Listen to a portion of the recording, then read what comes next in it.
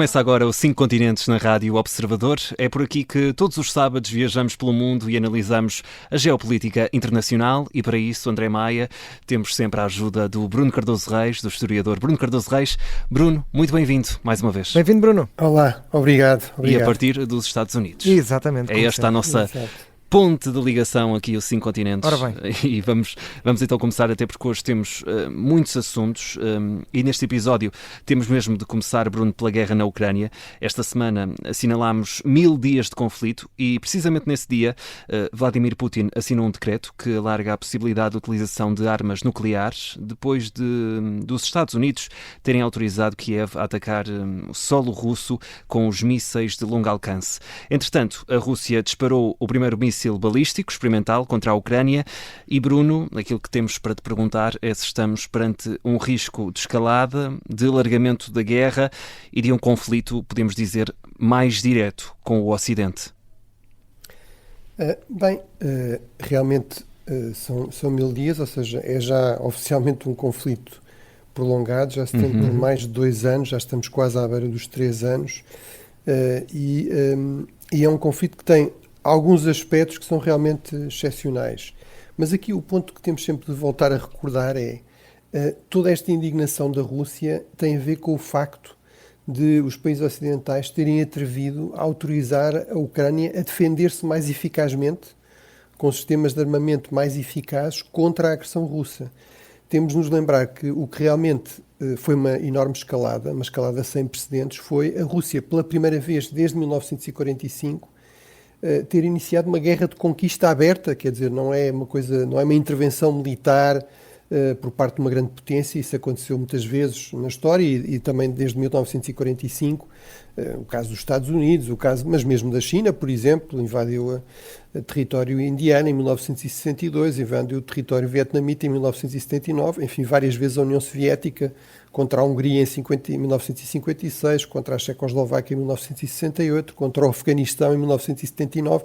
Agora, o que nenhuma dessas grandes potências fez foi realmente abertamente desafiar esta norma central na ordem internacional e que é uma norma revolucionária no contexto histórico, que é, desde 1945, as guerras de agressão, as guerras de conquista são ilegais. O direito de conquista, que era algo que existia historicamente, ou seja, uma das possibilidades que uma potência vencedora tinha era dizer este território agora passa a ser meu, e isso era reconhecido como válido pelas demais potências, ou se não fosse, no fundo, a resposta seria também militar. Portanto, isso realmente mudou desde 1945 e embora infelizmente não tenha resultado no fim da guerra, tivemos muitos conflitos armados desde 1945, por regra, mais de 80% desses conflitos foram conflitos no interior de Estados, ou seja, que não punham em causa pelo menos esse pilar da ordem internacional, que são a questão das fronteiras, e mesmo os conflitos entre Estados, que são realmente uma minoria, portanto, claramente aí a Ucrânia já é excepcional, tem havido muito poucos conflitos entre Estados, guerras convencionais entre Estados desde 1945, mesmo quando esses conflitos existem, por regra são relativamente limitados no tempo. Enfim, um exemplo paradigmático disso é a chamada Guerra dos 6 Dias, entre Israel e os seus vizinhos árabes, não é? Em 1967, mas mesmo quando essas guerras existem, são por regra limitadas no tempo, portanto com uma intensidade, ou seja, um número de baixas muito mais limitado. Aqui já estamos a falar provavelmente mais de 1 milhão de baixas entre mortos e feridos graves dos dois lados, também, mesmo quando tem a ver com questões territoriais, são pequenas mudanças territoriais, ou tem a ver, inclusive, e também por regra, com fronteiras que não foram internacionalmente reconhecidas, ou pelo menos nunca foram reconhecidas por esses Estados.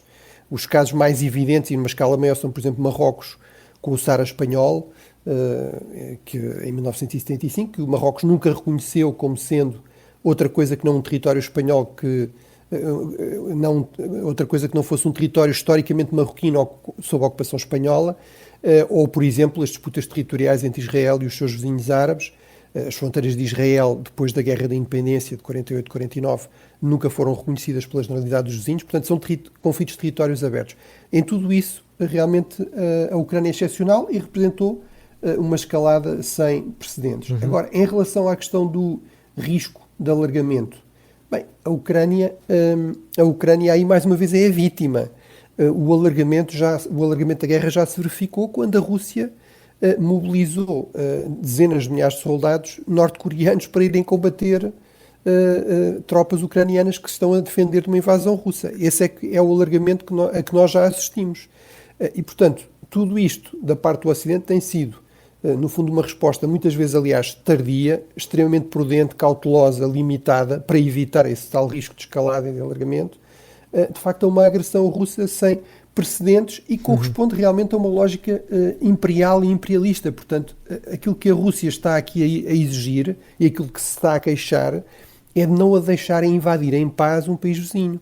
A que ela acha que tem direito porque foi um antigo, até há algumas décadas atrás, foi parte da União Soviética e antes disso tinha sido parte do Império Russo. Ora, se isso passa a ser a nova regra na política internacional, e terminava com este ponto, realmente vamos ter uma multiplicação de conflitos, vamos ter um mundo muito mais violento e muito mais perigoso. A maior parte dos Estados, dos 193 Estados independentes atualmente existentes, são antigas colónias. Mais de 140 são antigas colónias. E o mesmo tipo de lógica que a Rússia aplica pode-se aplicar em múltiplos casos. A questão da língua, falam a mesma língua, há muita gente a falar russo na Ucrânia e fez parte do antigo Império. Bem, que eu saiba, em Luanda continua-se a falar português. Claro. E Luanda foi parte do Império Português até 1975. Foi português mais tempo do que a Crimeia foi russa. A Crimeia é russa desde o final do século XVIII. Luanda foi fundada pelos portugueses no século XVI. Portanto, isso é um argumento válido para Portugal, digamos, num delírio qualquer, dizer que agora Angola ou a Luanda são novamente nossas. É evidente que não é? Isso não faz nenhum sentido, mas aparentemente é esse o tipo de ordem internacional que a Rússia quer normalizar. Portanto, tudo isso é que representa realmente uma escalada muito perigosa e sem precedentes. Agora, evidentemente, sempre que estamos a falar de uma potência nuclear, ainda por cima uma como a Rússia, que tem muitas vezes tido aqui uma postura e declarações extremamente irresponsáveis, é evidente que isso é grave e merece atenção. Agora, a mim parece-me evidente que Putin só respeita a força. A razão pela qual os países bálticos, que estão exatamente nas mesmas circunstâncias, inclusive históricas da Ucrânia, não foram invadidas e a Ucrânia foi, é porque nos países bálticos temos uma presença permanente de forças da Aliança Atlântica e, portanto, a Rússia sabe que aí arriscaria um conflito realmente com potências militarmente muito mais fortes do que ela, e esse é o único tipo de linguagem que uma potência como a Rússia e um regime como Putin percebe. Bruno, vamos mudar para o Médio Oriente. Tivemos há 2 semanas a demissão do Ministro da Defesa, Yoav Gallant.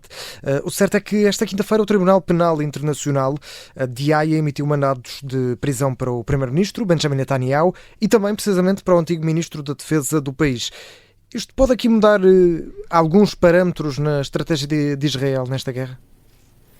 Não me parece, ou seja, acho que o atual governo israelita optou por ignorar completamente a comunidade internacional, ignorar inclusive as preocupações dos seus aliados entre as democracias ocidentais e, portanto, isto realmente, esta acusação do Tribunal Penal Internacional é o preço de declarações inaceitáveis, sobretudo naquela fase inicial da guerra, é o preço também de uma opção exclusivamente militar que a verdade é que tem dado alguns resultados em termos de, enfim, um enfraquecimento da capacidade militar do Hamas e do Hezbollah, a sua decapitação em termos de lideranças, mas sem qualquer estratégia política, sem qualquer preocupação com o que isso pode fazer em termos da percepção de Israel como um Estado democrático ou até da própria natureza democrática do Estado de Israel.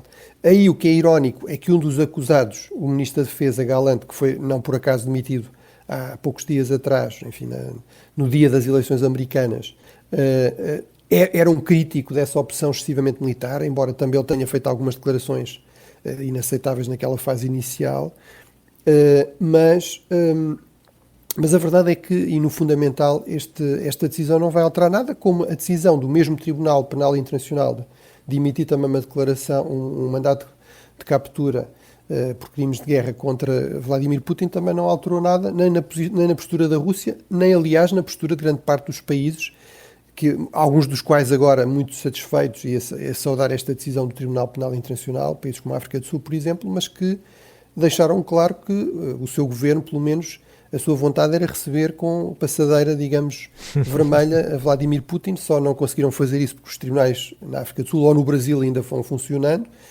mas portanto, desse ponto de vista, a lei internacional, enfim, tem este problema que é, não há um governo mundial, não há uma polícia mundial que a aplique e, portanto, depende sempre dos Estados voluntariamente a aplicarem e tirarem daí conclusões e, portanto, os sinais são que não vai haver aqui grandes alterações na postura da maior parte dos Estados em relação a este conflito. Veremos, apesar de tudo, se no caso da Europa isto resulta em mais pressão para restrições no fornecimento de armamentos a Israel, que aliás já se tem estado a verificar, mas poderão ainda aumentar, ou eventualmente até algum tipo de aumento também da pressão económica em termos de sanções, mas mesmo isso não é garantido e provavelmente não terá um impacto na postura, nas prioridades do governo israelita.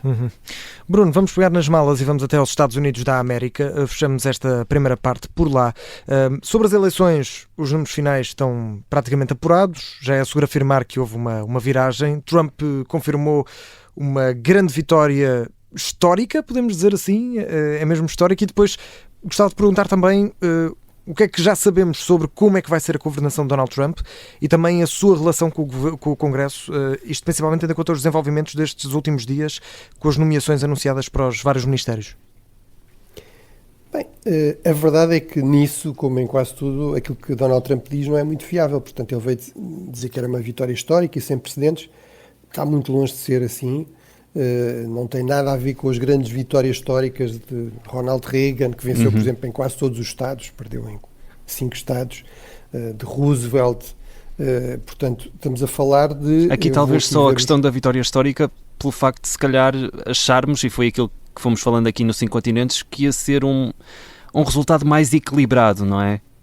A vitória nos swing states acabou por ser aqui muito importante. Aquilo que falámos várias vezes aqui, e não só, aquilo que eu várias vezes disse nós não temos forma de prever o resultado, não há quem diz que tem alguma certeza sobre o resultado, não tem bases em termos de rigor factual para dizer isso, mas pode acontecer com estas margens de erro, com os dados das sondagens, pode acontecer o cenário de 2016, ou seja, e se for assim, Donald Trump ganha em todos os estados oscilantes, foi o cenário que se confirmou, ou se acontecer aquilo que aconteceu, por exemplo, em 2022 ou em 2020, os democratas vencerem em todos os estados oscilantes.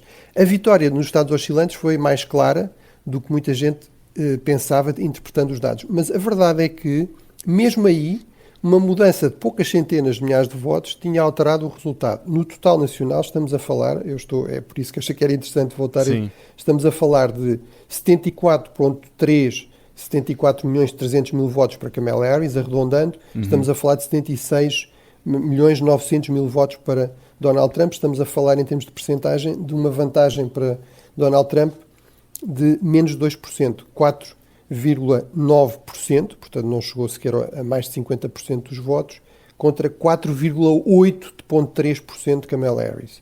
Portanto, realmente não é uma vitória esmagadora e, portanto, isso só mostra que aqueles videntes políticos, aqueles adivinhos eleitorais, que por uma fezada achavam que o Trump ia ganhar, como aliás muitos deles achavam também que ia ganhar em 2020, quando perdeu de uma forma muito mais clara para Joe Biden, realmente não estavam a fazer análise política, estavam a manifestar as suas preferências ou as suas fezadas, mas, portanto, aqui a questão fundamental e a razão para voltar a estes números é sobretudo este ponto, que é, com estes números não há nada que nos permita dizer que temos aqui uma viragem histórica, aquilo que na linguagem política americana se chama um realinhamento histórico.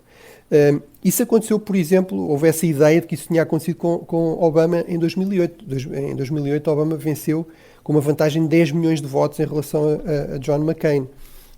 Portanto, nessa altura pensou-se que cá está uma nova maioria democrática, uma grande coligação de minorias diversas, de imigrantes recentes, de pessoas de classe trabalhadora, etc. E isso vai ser a base para uma hegemonia durável do Partido Democrático na política americana durante décadas, como aconteceu no tempo de Roosevelt, por exemplo, como aconteceu com o Partido Republicano a seguir a Lincoln também, durante décadas no século XIX e até o início do século XX.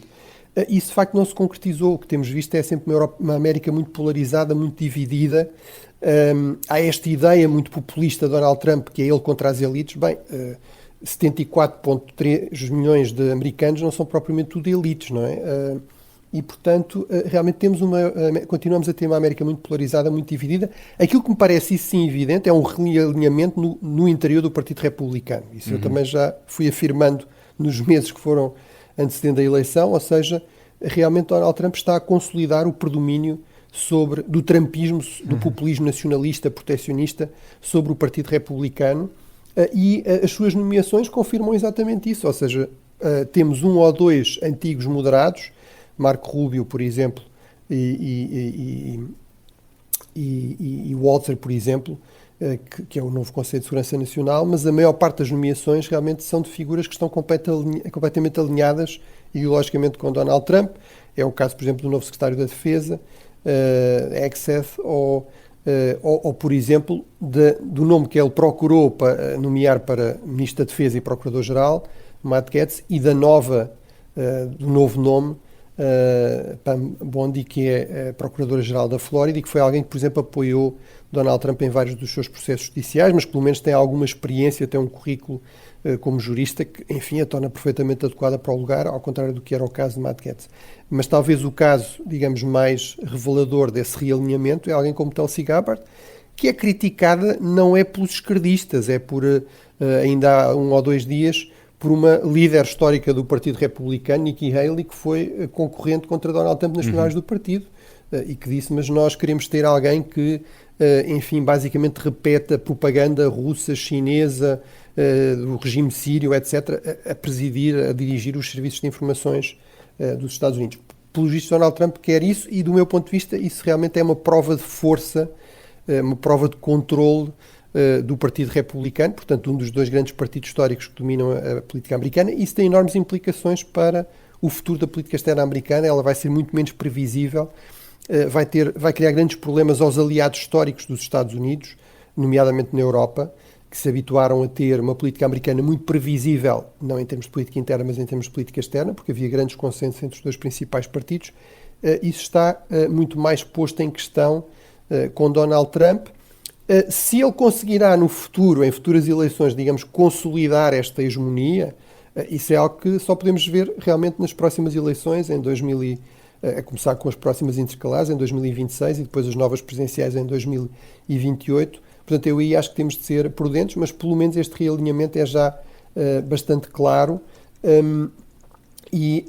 Portanto, é algo com que o resto do mundo tem de lidar, não é? Porque, obviamente, o resto do mundo não tem outra alternativa senão chegar a compromissos, enfim, ter relações o melhor possível com quem os norte-americanos escolheram como presidente. Bruno, ficamos por aqui na primeira parte. Regressamos já a seguir com os 5 continentes na Rádio Observadores. Na segunda parte vamos falar sobre vários assuntos, como o balanço do G20 e a participação portuguesa, mas ainda falamos também da crise de Moçambique e outros assuntos em destaque. É logo a seguir às notícias. Até já, Bruno. Até já.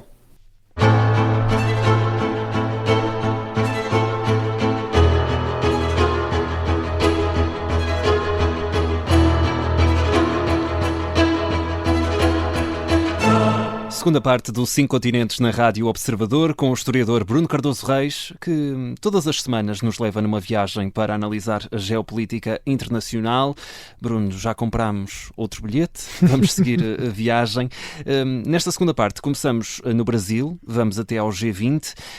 Queríamos te perguntar que balanço é que fazes deste encontro e da participação portuguesa num evento que reúne as maiores economias do mundo. Sim, já falámos aqui na semana passada, mas estamos a falar, recordo, de 85% da economia global, só estes 20 países, num total de 193, 75% do comércio mundial, portanto é uma boa ilustração de que o mundo está longe, enfim, formalmente todos os Estados são iguais, mas na verdade isso está longe de ser o caso.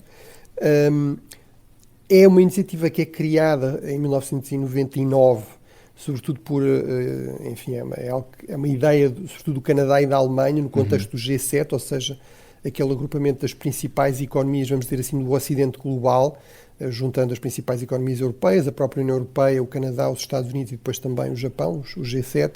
Mas, portanto, é esta ideia de que a economia está muito mais globalizada, isto já em 1999 era evidente.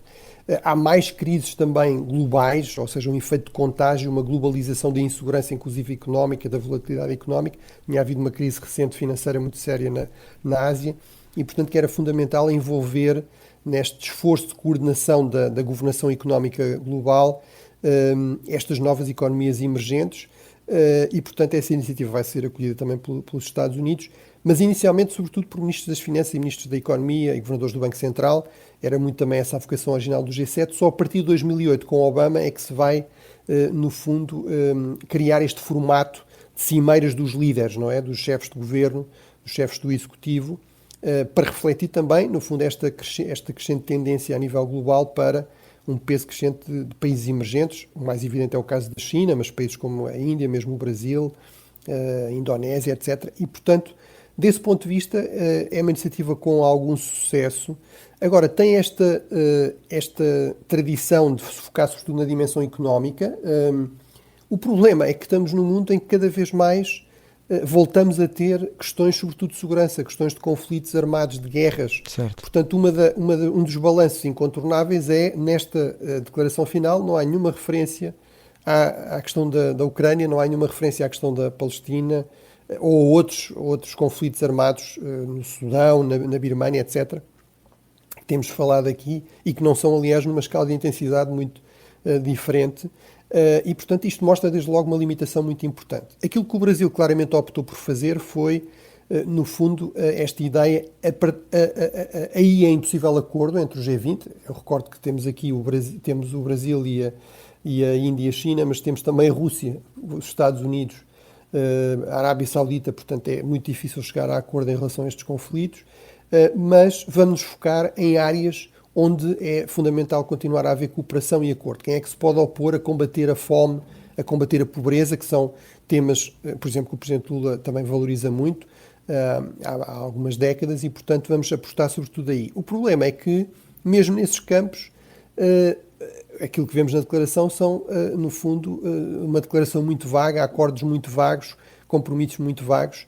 Não é de todo evidente que seja possível uma cooperação internacional muito intensa entre grandes potências em torno desses temas, quando elas estão profundamente divididas e em conflito e com rivalidades enormes a nível mais geoestratégico, geopolítico, inclusive militar, de conflitos armados. Portanto, eu percebo essa aposta, mas acho que ficou bastante evidente neste comunicado como é difícil isso realmente acontecer.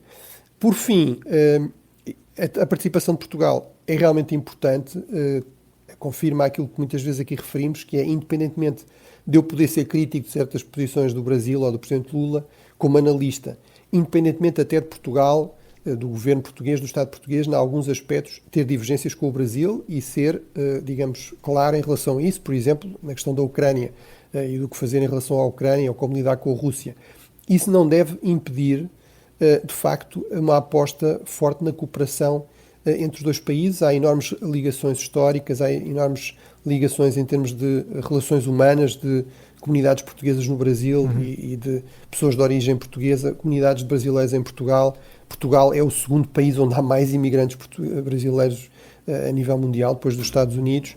Portanto, tudo isso realmente criam redes que devem e podem e devem ser exploradas em termos de cooperação reforçada em múltiplas áreas.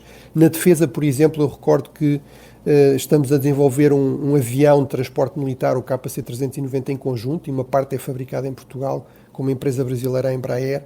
Portanto, tudo isso é um enorme potencial. Portanto, acho que foi positivo esta presença, reflete os ganhos dessa cooperação e o Primeiro-Ministro Montenegro, penso que esteve bem, deu uma boa entrevista à Folha de São Paulo, referindo questões como, por exemplo, a gestão da política de imigração.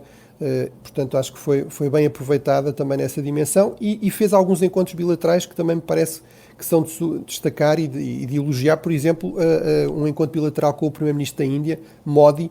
Cada vez mais os países europeus estão a apostar na Índia como uma alternativa à China. É uma economia asiática enorme, é o país já com mais população, está a ter um crescimento muito significativo. É uma grande democracia, ao contrário da China, apesar de ter alguns problemas, a Índia, e portanto acho que é uma aposta que faz todo o sentido, também do ponto de vista do interesse de Portugal desenvolver. Uhum. Bruno, vamos avançar e vamos até à África para falar da reunião entre chefes de Estado e de Governo da Comunidade de Desenvolvimento da África Austral. Reuniram-se no Zimbábue. A crise em Moçambique foi o assunto de maior destaque. Bruno, pergunto qual é que é o ponto de situação neste momento, isto também numa altura em que se fala de uma possível nova crise política na Guiné-Bissau. Sim, em relação à CADC, que já aqui falámos também, portanto, o termo que é geralmente usado é o termo inglês, Southern African Development Community, embora o português seja obviamente uma das línguas oficiais.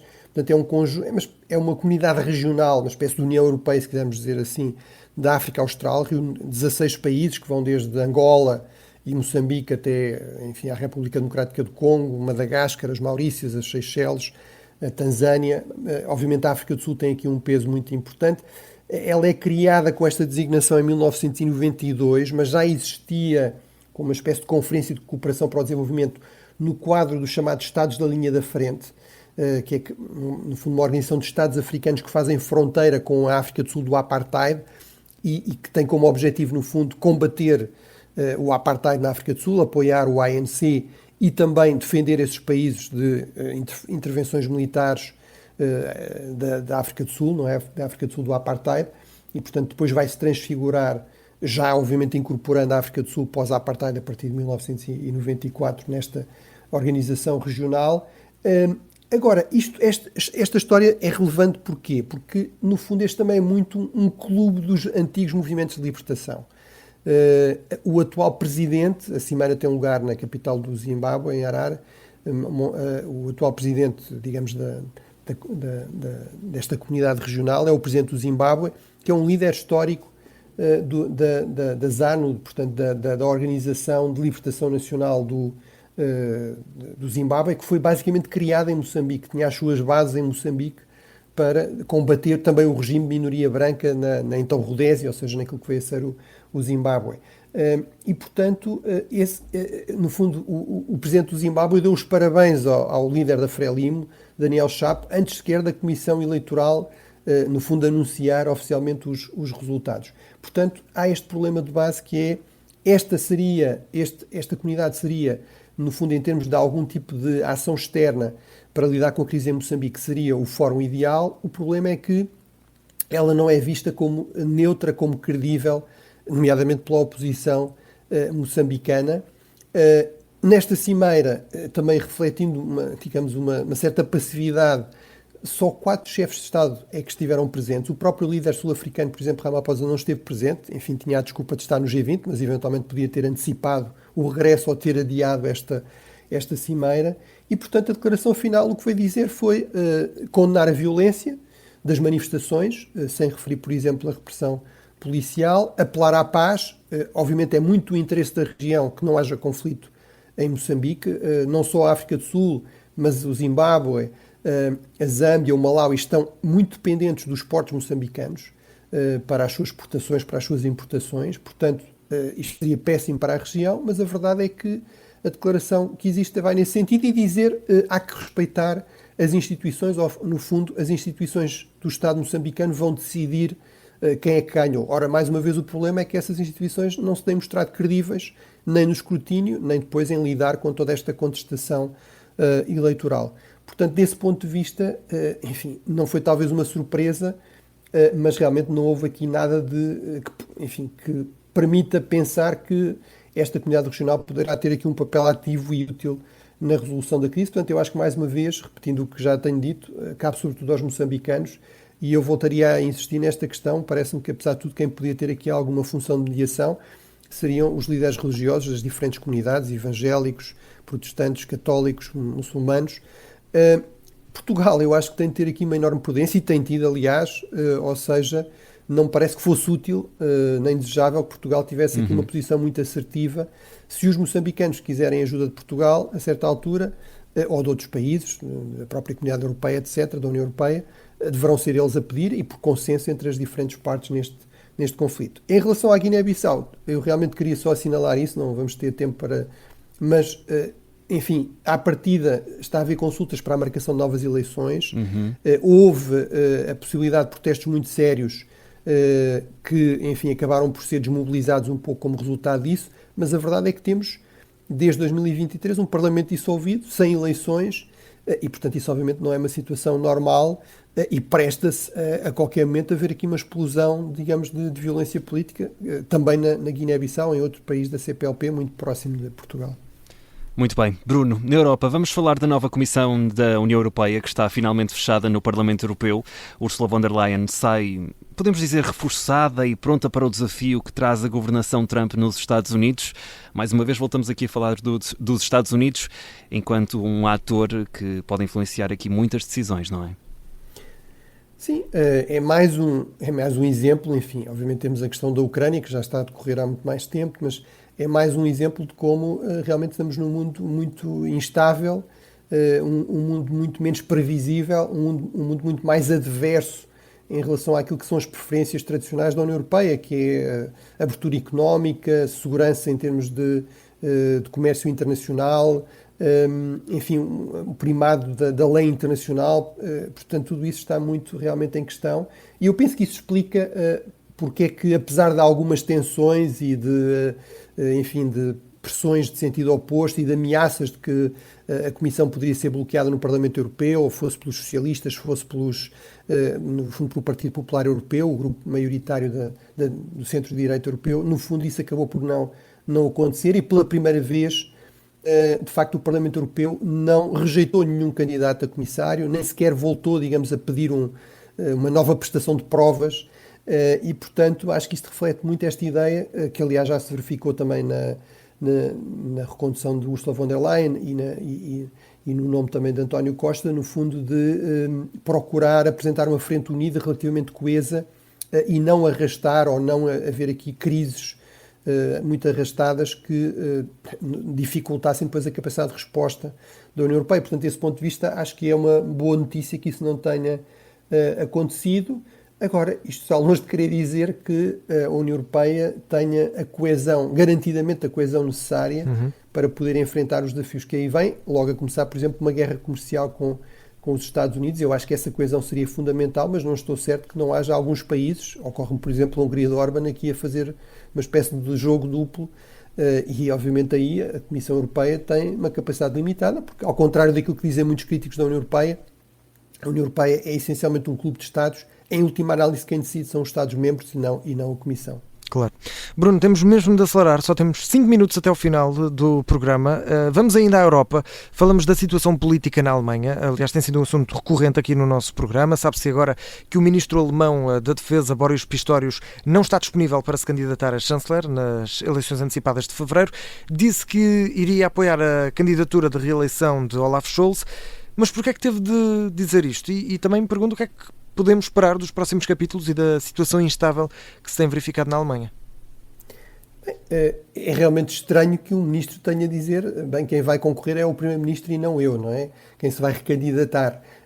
Isso resulta do facto de ele ser muito mais popular do que o chanceler, ser, na verdade, o político mais popular na Alemanha atualmente, mas realmente tem enormes anticorpos, sobretudo no interior do seu próprio partido. Há uma ala esquerda, esquerdista, pacifista, que recusa-se a reconhecer o mundo como ele é atualmente no SPD, no Partido Social Democrata Alemão, neste partido de centro-esquerda, que tem criado enormes dificuldades, por exemplo, a ajudar a Ucrânia, em que Pistorius se destacou com grande eficácia, foi crucial, por exemplo, na questão de desbloquear dos tanques Leopard, mas, portanto, ele é muito popular entre o eleitorado, mas tem anticorpos no interior do partido, portanto, a avançar, provavelmente haveria aqui uma guerra que podia ter grandes custos para o SPD, piorar ainda mais aquilo que já são sondagens muito más. O SPD neste momento está à volta dos 16%. Portanto, o que é mais provável é realmente termos uma vitória da direita, do centro-direita, da CDU, de Merz, que está à volta dos 35% nas sondagens, e provavelmente um governo de grande coligação, provavelmente até juntando o SPD e a CDU.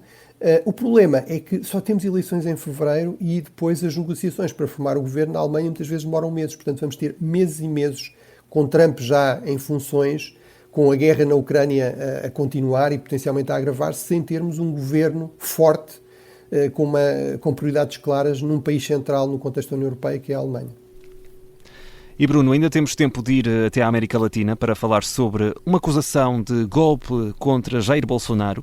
A Polícia Federal Brasileira, nomeadamente, diz que Bolsonaro tinha pleno conhecimento para assassinar Lula e, por isso, está a ser acusado de tentativa de golpe de Estado.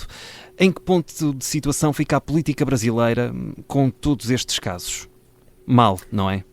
Bem, desde logo confirma-se realmente aquilo que também aqui referimos, que havia indícios fortes de uma tentativa de golpe, uma tentativa de autogolpe, não é? No fundo, o Presidente manter-se no poder com o apoio das Forças Armadas e, enfim, com uma série de ações ilegais e violentas à margem da ordem constitucional.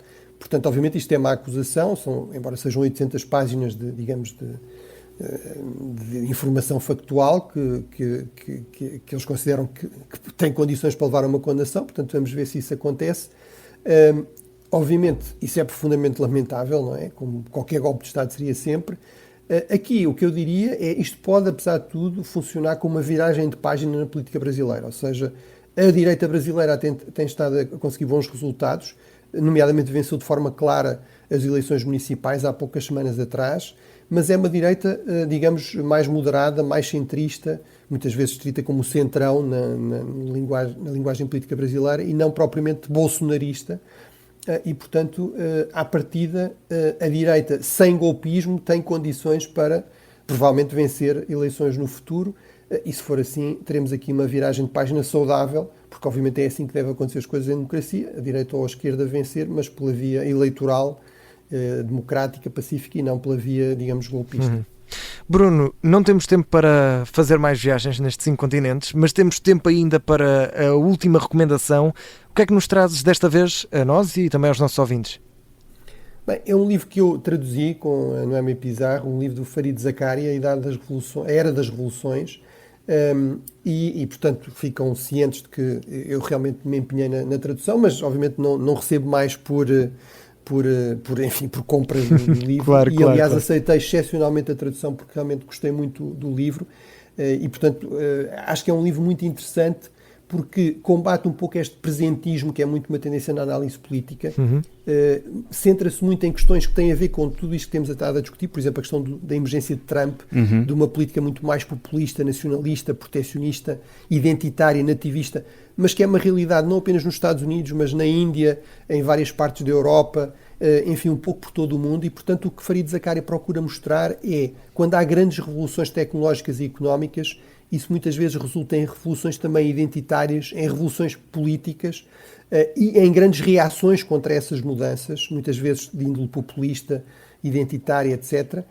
E, portanto, tudo isso, no fundo, já aconteceu no passado e é possível lidar e ultrapassar esses desafios, esses problemas, de formas distintas. Uma possibilidade é uma viragem autoritária, mas também é possível, muitas vezes, conseguir, no fundo, aos regimes liberais, usando as suas válvulas de escape, a sua maleabilidade, conseguir responder de forma eficaz a estes novos desafios. Portanto, é uma obra muito interessante e que vai desde a Holanda no século XVII até aos problemas da atualidade, questões como Trump, mas de uma forma muito mais aprofundada do que é habitual.